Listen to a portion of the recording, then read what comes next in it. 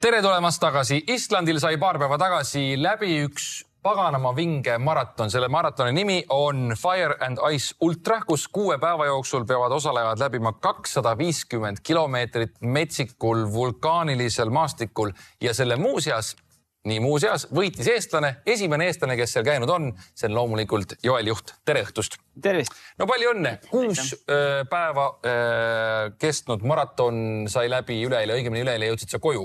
Jah. Ma tahaks küsida, et kas sa oled natuke kange ka, aga enne kui kaamera käima läks, siis sa ei näidanud ühtegi märki selle kohta, et kuidagi raske oleks. Nii et ma kujutan, et sul ei olnud selline väljakutse. Ei, vastupidi.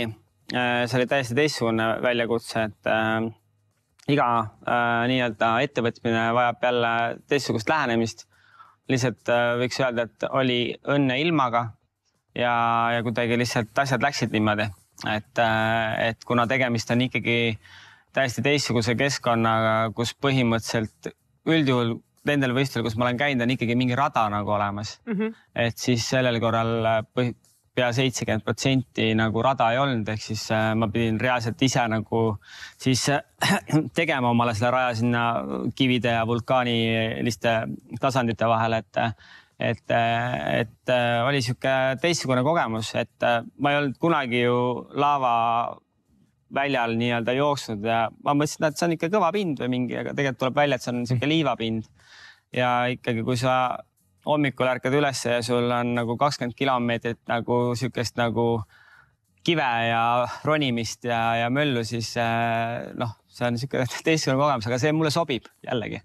Et mina ei ole kiire jooksja, et kui oleks olnud vastupidi, et oleks olnud puhast teed, siis tõenäoliselt nii hästi oleks läinud. Nii, rada ei olnud, sa ütlesid.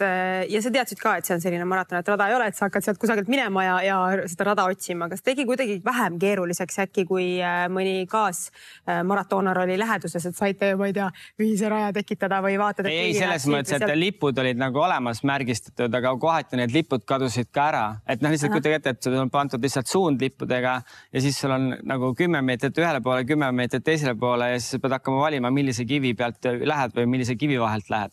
See on see sinu rada siis nüüd, mida see on nagu minu rada, et praegu siin nagu kive ei ole, et siin on üle nii-öelda selle laava välja minek, et siin on nagu üks hea näide, et on need kivid on ju ja nende kõige parem on nende kivide pealt nagu minna selleks, et lihtsalt jalga nagu mingis mõttes hoida ja ütleme, need kivid ei ole just tavalised kivid, et need kivid lõikavad tossu läbi, ühel võistlejal lõikas see toss läitsa tallast läbi ja pidi pärast MacGyveri teipi kasutama. No sinu tossud, mis olid enne, kui sa maratonile läksid täiesti tutikad, see on nüüd siin laua peal ka, näevad juba päris räsitud välja. Veel kanda vist saab, et läbi pole lõigatud. Trenni saab teha, natuke peaks liimi vahele panema, aga ütleme, siit on näha, kuidas need kivid on kõik nagu Nendega kaugele ei purjeta või meie ausalt öelda ikkagi, need just rääbakad, telepilt võib-olla ei reeda, aga siiski. See koht on kantud UNESCO maailmapärandi nimekirja, eks see on ikkagi inimtühi, et seal inimesi keegi ei ela, seal midagi pole. Mis siis kõige hullemad asjad on, mis sa kuulsid, mis juhtus? Ma eeldan, et see väike kivi jalga oli nagu väike õnnetus. Jah, ei, sellest, et üks minust natukene vanem naisterahvas kukkus 5 korda vastu kivi näoga. 5 korda? Jah, sest väsimuse pealt sa koperdad nende teravate kivide taha, jalad jäävad kinni. Endal oli mitu korda niimoodi, et oleks peaaegu kukkunud. Et õnneks siis need matkakepid püüdsid mu keha kinni nii-öelda. Siis üks võistleja USA-st kukkus reaalselt siis purde pealt vette. Lihtsalt oli libe ja libises lihtsalt maha ja pani terve varustusega siis vette. Et oli nagu asju, kui vaadates seda, millised, tegelikult ma sain 1 auhinna veel, see on mitteametlik, kõige tervemad jalad. Kõige tervemad jalad. Et mul oli ainukene, kellel ei olnud pille. No tegelikult oli ilmastik ka ikkagi selline, et ma saan aru, et ühel ööl möllas Islandil selline torm, et tuulekiirus oli ulatus siis 50 meetrine sekundis ja ega kohalikel inimestel paluti ikkagi sel hetkel kodudes püsida.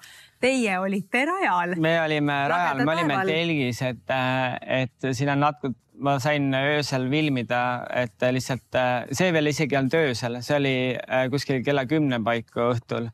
Et põhimõtteliselt, mis oli see, et meil juba neljapäeval võeti kõik võistlejad kokku ja öeldi, et siuke jama et anti nagu hoiatus tervele siis saarele, et keegi ei tohi kuskile minna ja välja ja siis me olimegi, et oot, aga mis nüüd siis nagu võistlusega saama hakkab, kas meil siis jääb ära jooksu või et kuidas ja siis vastavalt siis nendele uudistele siis me seal olime niimoodi ärevuses, et kuidas nagu läheb, aga üldjuhul siis oligi nii, et me siis toimetati meid siis mingisugusesse põhimõtteliselt nagu koopasse või seal, kus need telgid siis videolõigus oli näha ka, et ümberringi oli siis 30 meetri kõrgune siis see laavakivi sein on ja et kus siis oli kaardi pealt siis näha, et sinna nagu seda kõige hullemat pauku nagu ei tule.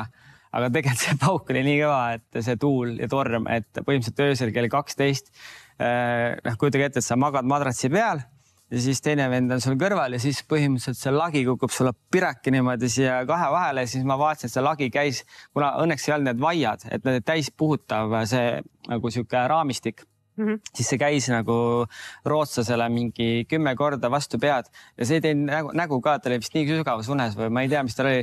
Ja siis mul hakkas tast natuke kahju, siis ma läksin välja kiiresti ja siis tõmbasin need paelad ja mis seal sai ära pingutada, et saaks seal üles, aga lisaks oli selles vihm ka. Et selle vihmaga põhimõtteliselt oli nii, et ma sain korraks välja minna, olin täiesti kaltsmärg. Ometi te saite ikkagi jätkata ja tegite oma maratoni lõpuni ja olimata sellest, et see torm oli hullumeelne. Ja kilometraažilt tegelikult oli meil 260 kilomeetrit, mitte 250. Et lihtsalt sa ei saa päris täpselt see kepsi võtta, et kui meil oli näiteks, siin on ka näha näiteks, mulle meeldib see teise päeva kaart. Et need on need kaardid, mille järgi me siis jooksime, siis teise päeva kaardil on ilusti näha neid tõuse, ehk siis üleval on siis siin näha tõusumeetrid ja siis siin on näha distantsiga vastavalt, mis siis juhtub ja kus on siis checkpointid. Et siis see oli nagu sihuke kõige toredam päev minu jaoks, et ma küsiks väga lihtsa küsimuse, mis on, ma arvan, kõikidel eestlastel hinges. Miks sa süükst asja teed? Kas sa hull oled peast või pole ühtegi põhjust, normaalne inimene läheb Islandile tormi kätte, sul oleks madrats vahel katki, sul kukub mingi asi pähe, lööd jalad katki.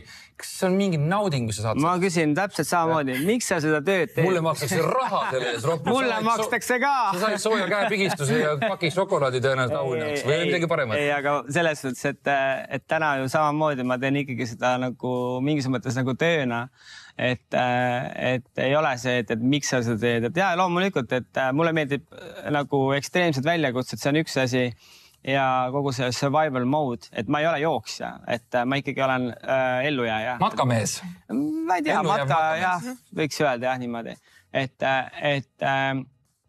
juba see, et kui keegi ütleb, et mitte ükski inimene või väga vähe inimesi on maailmas sellest punktist käinud ja sul on võimalus nagu teha nagu kahte asja. See on idekas.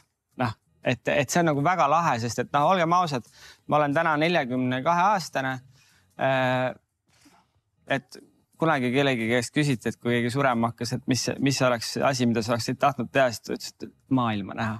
Siis mõtlesin, et kui ma saan teha sporti ja maailma näha ja ennast proovile panna heas mõttes ja läbi selle tegemise nagu kedagi, ma ei saaks öelda, ma influencer olen, et kedagi nagu hullult tahaksin nagu push ida, aga pigem nagu see, et kui keegi sellest saab nagu midagi, inimesed, noored saavad motivatsiooni, hakkavad liikuma rohkem, kuna meil on ju liikumisaasta, on ju veel on ja noored järjest lähevad mitte väiksemaks, vaid suuremaks, siis ma arvan, et see on ainult hea, kui üks vanem meesterahvas, sihuke nagu ma olen. Küpsema seas. Natukene, selles mõttes, et ma arvan, et see on tore nagu väike nagu sihuke sutsakas nagu anda ja see, et mul läks niimoodi, see oli õnn, sest et ütleme nii, et meil vedas, et ei juhtunud seda, et enne pikka päeva, et temperatuur oleks näiteks droppinud, et ta oleks kukkunud näiteks miinuse peale. Oleksime saanud vihma. Me tulime üle ju, ütleme siis pikal päeval tulime üle vee 2 korda. Ja meil öeldi, et ära toss jalast ära võtta ja toss mingi üle. Nii, mis juhtub on see, et sul on jalad märjad, riidud märjad ja kui järgmisel päeval oleks miinuskraadid olnud, siis põhiliselt enamus oleks katkestanud. Sellepärast, et need riided oleks olnud lumehelbekesed, need oleksid saanud seal külma ammustuse kindlasti kohe. Aga ei juhtunud õnneks. Õnneks läks teistmoodi, läks seekord, ei pidanud seda nagu kõige hullemat nagu läbi elama. Aga jah, ütleme nii, et see on sihuke mul ei ole veel endalgi kohale jõudnud, aga eks ma nüüd saan kõvasti analüüsida ja mõelda aga juba mõte, mis mul juba 2 aastat tagasi alustasin, ajasin kuupäevadega sassi, siis nüüd üritan nagu veebruaris teha järgmise asja, mida pole ükski eestlane kahjuks või õnneks veel teinud. Väga tore, me jääme põnevusega ootama ja enne vist ei hõiska, kui see on tehtud ja kui on tehtud, ei hõisata ei tohi. Siis palun anna meile ka teada ja räägime jälle, aga kuule praegu suur aitäh tulemast, head taastumist sulle ja mõnusat ettevalmistust järgmise maratoni osas. Aitäh.